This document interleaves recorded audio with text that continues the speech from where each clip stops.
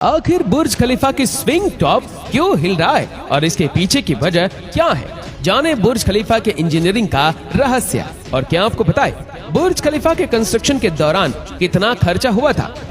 बुर्ज खलीफा के टॉप पर बना ये एस्पायर बहुत छोटा सा लगता है। ना ही यहाँ तक पब्लिक को जाने की परमिशन है और ना ही इसमें मौजूद फ्लोर्स ज्यादा ऑक्यूपाइड है। लेकिन बुर्ज खलीफा में इसकी इतनी इम्पोर्टेंस है कि अगर ये ना हो तो पूरी बिल्डिंग की मजबूती खतरे में पड़ सकती है। इसको बनाना इंजीनियरिंग टीम की मजबूरी थी और कैसे भी करके इस टास्क को कंप्लीट करना बहुत जरूरी था।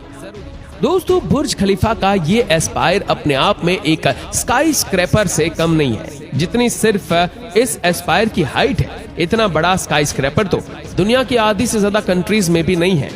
4000 टन स्टील से बना ये 244 मीटर ऊंचाई एस्पायर, उसमें मौजूद ये टॉप का एंटीना है, सिर्फ 350 टन वजनी है। अगर इस पूरे एस्पायर को हटा दिया जाए तो बुर्ज खलीफा की ऊंचाई 30% कम होकर सिर्फ 585 मीटर रह जाएगी। यही वो ऊंचाई है जहां पब्लिक के लिए जाने वाला आखिरी 154वां फ्लोर मौजूद है। इसके ऊपर से एस्पायर शुरू होता है जो बुर्ज खलीफा की टिप पर जाकर खत्म होता है। इसमें 155 से लेकर 163 फ्लोर तक बनाए गए। पर आपको जानकर हैरानी होगी कि ये फ्लोर्स रहने के काबिल बिल्कुल भी नहीं है, क्योंकि तेज हवाओं के दौरान पूरा एस्पायर 6 फीट तक हिलता रहता है। जी हाँ, इसका कोई फॉल्ट नहीं है, बल्कि एस्पायर का हिलना इसका एक एडवांस फीचर है। दुबई की लोकेशन ही कुछ ऐसी है कि एक तरफ अरेबियन गल्फ तो दूसरी तरफ गल्फ ऑफ ओमान है। तेज समुद्री हवाएं दुबई का मुकद्दर है और जिस ऊंचाई पे बुर्ज खलीफा का टॉप है, वहाँ तेज हवाओं के झोंकों की रफ्तार 240 किलोमीटर पर आवर्स तक आसानी से पहुँच जाती है। इन हवाओं के प्रेशर को ये एस्पायर अपने अंदर एब्जॉर्ब कर लेता है। ये खुद 6 फीट तक हिलकर अपने नीचे 154 फ्लोर्स को सेफ रखता है। American structural engineering William baker ने पहली बार बुर्ज खलीफा के लिए ऐसा डिजाइन बनाया था जो हवाओं को रोकता नहीं, बल्कि लिटरली उनको कंफ्यूज करता है। तेज हवाएं जब स्ट्रक्चर से टकराती है तो एनर्जी जनरेट होती है। इस एनर्जी को कहीं ना कहीं से निकलना जरूर है। बुर्ज खलीफा के 154 फ्लोर्स एक मैन बटन युक्त कोर के साथ कनेक्टेड है। अगर ये एनर्जी इस मैन कोर में जाकर निकलेगी तो कंक्रीट में क्रैक्स भी पड़ सकते हैं। इसी वजह से एस्पायर को बटन युक्त कोर के साथ कनेक्ट ही नहीं किया गया, बल्कि ये स्टील स्ट्रक्चर से बना हुआ है। जैसा कि आप जानते हैं कि स्टील एक फ्लेक्सिबल मेटल है। हवाओं से पैदा होने वाले एनर्जी एस्पायर के स्टील स्ट्रक्चर में जाकर रिलीज हो जाती है, जिसकी वजह से बुर्ज खलीफा का टॉप हिलने लगता है। इंजीनियर्स ने इसको ऐसे डिजाइन किया है कि ये सिर्फ 6 फीट तक हिल सकता है।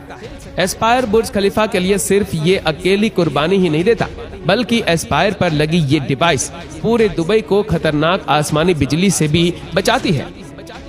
दुनिया के सबसे ऊंचे स्काई स्क्रैपर के टॉप पे लगी ये डिवाइस एक लाइटनिंग अरेस्टर है। इसमें एक छोटा सा सेंसर लगा है जो अपने आसपास बादलों में एक्टिव चार्ज को डिटेक्ट करता है, और लाइटनिंग अरेस्टर इसका अपोजिट चार्ज जनरेट करके लाइटनिंग को अपनी तरफ अट्रैक्ट करता है। फिर स्टील वायर के जरिए करोड़ों वोल्ट के चार्ज को सेफली पूरी बिल्डिंग को बचाता हुआ जमीन के अंदर ले जाता है। क्योंकि एस्पायर पे लगा ये लाइटनिंग अरेस्टर बाकी बिल्डिंग से मुकाबले में सबसे ऊपर है, इसी वजह से ये न सिर्फ बुर्ज खलीफा को बल्कि पूरे दुबई को करोड़ों वोल्ट के करंट से बचाता है। अभी तक ये लाइटनिंग अरेस्टर 16 से 20 टाइम अपना काम परफेक्टली सर अंजाम दे चुका है। हर लाइटनिंग स्ट्राइक के बाद इसमें लगी ये छोटी सी बैटरी चेंज करने के लिए इसके टॉप पर जाना पड़ता है। जैसा कि आप जानते हैं कि दुबई रेत के तूफान और तेज हवाओं की लपेट में आता रहता है, जिनकी रफ्तार ग्राउंड पर ही 100 किलोमीटर पर आवर्स तक पहुंच जाती है। इतनी तेज हवाएं ऊंचे स्काई स्क्रैपर्स के लिए एक बहुत बड़ा मसला है। न्यूयॉर्क सिटी के करीब मिड टाउन मैनहट्टन में सिर्फ 279 मीटर ऊंचा सिटी ग्रुप सेंटर मौजूद है। 1978 में कंस्ट्रक्शन के बाद इसके डिजाइन में एक बहुत बड़ा इंजीनियरिंग फ्लो पकड़ा गया। प्रिंसटन यूनिवर्सिटी के एक इंजीनियरिंग स्टूडेंट ने नोटिस किया कि सिटी ग्रुप सेंटर तेज हवाओं का लोड बर्दाश्त नहीं कर पाएगा। तेज हवाओं का सिर्फ 25% ही सिटी ग्रुप सेंटर को आसानी से गिरा सकता था। ये फ्लो जब बिल्डिंग के डिजाइनर तक पहुंचा तो उन्होंने फौरन कुछ कैलकुलेशंस की और इंजीनियरिंग स्टूडेंट की बात से इनकार किया। कहा जाता है कि इस मामले को राज रखकर बिल्डिंग में मेंटेनेंस के नाम पे एक्स्ट्रा डैम्पर्स ऐड किए गए और ये बात कई सालों तक डिस्क्लोज नहीं की गई थी।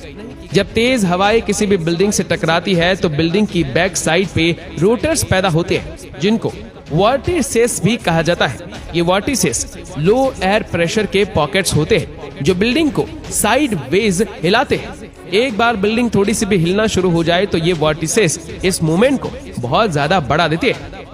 दुनिया की सबसे ऊंची बिल्डिंग बुर्ज खलीफा के केस में स्ट्रक्चरल इंजीनियर विलियम बेकर ने ऐसा डिजाइन बनाया जो हवाओं को अपने आप कंफ्यूज करता है।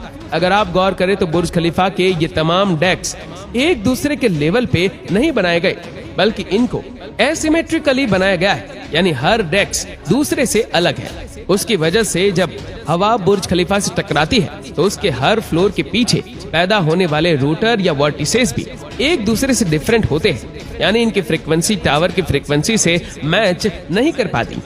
यही वजह है कि दुनिया की सबसे ऊंची बिल्डिंग तेज हवाओं को कंफ्यूज करके पिछले 13 सालों से सही सलामत खड़ी है, फिर चाहे हवा नॉर्थ से आए या साउथ से। बुर्ज खलीफा का डिजाइन चारों तरफ से हवा को कंफ्यूज करता है।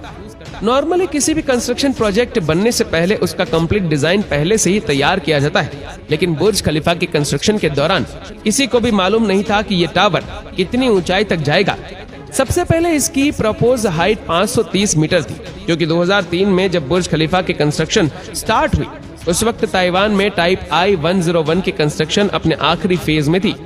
टाइप I-101 की हाइट 508 मीटर रखी गई थी, इसीलिए बुर्ज खलीफा को पहले 530 मीटर तक बनाने का इरादा किया गया था, लेकिन बाद में ये सोचा गया कि 530 मीटर के वर्ल्ड रिकॉर्ड को कोई भी आसानी से तोड़ सकता है। इसीलिए बुर्ज खलीफा के कंस्ट्रक्शन के दौरान उन्होंने फैसला किया कि वो टावर की एक्चुअल हाइट कंस्ट्रक्शन कंप्लीट होने तक डिस्क्लोज नहीं करेंगे। 2003 में बताया गया कि बुर्ज दुबई, जो कि बुर्ज खलीफा का पहला नाम था, उसकी हाइट 530 मीटर थी। 2004 में बताया गया कि अब इसको 570 मीटर तक बनाया जाएगा। 2005 में 710 मीटर, 2006 में 800 मीटर, दोबारा 2006 में 818 मीटर की हाइट बताई गई और आखिर में जब कंस्ट्रक्शन कंप्लीट हुई तो 828 मीटर पर लाकर इसको रोका गया। यही वजह थी कि बुर्ज खलीफा के कंस्ट्रक्शन के दौरान प्रपोज होने वाले दूसरे टाइप I-101 से भी ऊंचे प्रोजेक्ट्स कभी भी वर्ल्ड टॉलेस्ट बिल्डिंग का टाइटल अपने नाम नहीं कर सके। बुर्ज खलीफा की इन्हीं अनप्रेडिक्टेबल वेरिएशंस की वजह से एमआर प्रॉपर्टीज, जिन्होंने इनिशियली ये प्रोजेक्ट प्रपोज किया था, उनको फाइनेंशियल प्रॉब्लम्स का सामना करना पड़ा, क्योंकि उन्होंने जो बजट रखा था वो इसकी हाइट बढ़ने के साथ साथ खत्म होता जा रहा था। बात यहाँ तक पहुँच गई कि बुर्ज खलीफा की कंस्ट्रक्शन को ही रोकना पड़ा। फिर अबू धाबी के रूलर शेख खलीफा बिन जायद अल नहयान ने प्रोजेक्ट को फंड करके इसको दोबारा जिंदा किया। यही वो पॉइंट था जब बुर्ज दुबई का नाम चेंज करके बुर्ज खलीफा रखा गया। बुर्ज खलीफा के बाद वर्ल्ड टॉलेस्ट बिल्डिंग का टाइटल अपने नाम करने की रेस में कई प्रोजेक्ट अनाउंस हुए और कंस्ट्रक्शन भी स्टार्ट हुई, लेकिन अभी तक कोई उम्मीद नहीं कि ये टाइटल दुबई से कोई छीन पाएगा। सऊदी अरब के ज़ेदा टावर की कंस्ट्रक्शन पिछले कई सालों से बंद पड़ी है। कोई इतने बुर्ज मुबारक के नाम से 1 किलोमीटर ऊंची बिल्डिंग बनाने का प्लान बनाया है, लेकिन इस प्लान के बाद इसकी कोई अपडेट नहीं आई। नखील प्रॉपर्टीज ने दुबई में ही एक प्रोजेक्ट नखील टावर के नाम से लॉन्च किया था, जिसकी हाइट 1000 मीटर से भी ज्यादा बताई जा रही थी। 2009 में इसकी कंस्ट्रक्शन भी स्टार्ट हुई, लेकिन अगले ही साल ये प्रोजेक्ट बंद कर दिया गया। बुर्ज खलीफा पर टोटल $1.5 बिलियन का खर्चा हुआ था, जो कि करीब 12,300 करोड़ रुपए बनते हैं। आज हर रोज 8 से 10,000 टूरिस्ट बुर्ज खलीफा को विजिट करते हैं। अगर एवरेज एंट्री फीस से ही कैलकुलेशन की जाए तो सिर्फ एक साल में बुर्ज खलीफा सिर्फ एंट्री टिकट बेचकर $1 बिलियन से ज्यादा कमा रहा है और इसकी वजह से दुबई में जितना इकोनॉमिक बूम आया उसका तो कोई हिसाब ही नहीं।